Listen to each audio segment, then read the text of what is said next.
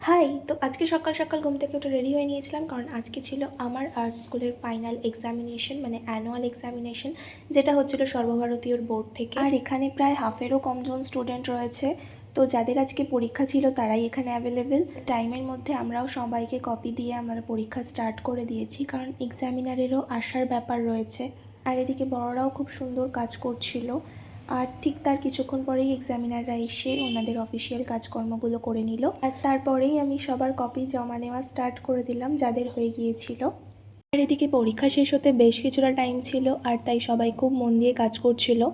তারপর আস্তে আস্তে সবাই কপি সাবমিট করছিল। আর এর মাঝখানে আমি একটা কথা বলবো, ক্লাসে বসে কাজ করা আর পরীক্ষার একটা টাইমের মধ্যে কাজ নামানোটা কতটা ডিফিকাল্ট। আর সেই জায়গায় এই ছোটো ছোটো বাচ্চারা হাতে গুনে কয়েক মাস কি 1-1.5 বছর হয়তো কাজ শিখে ওরা পরীক্ষায় যে এত সুন্দর করে কাজগুলো নামাচ্ছে, এর জন্য ওদেরকে আমাদের অ্যাপ্রিসিয়েট করা উচিত। খারাপ ভুল তো প্রত্যেকের আঁকাতেই একটু না একটু থাকবেই, তবেই তো ওরা শিখবে।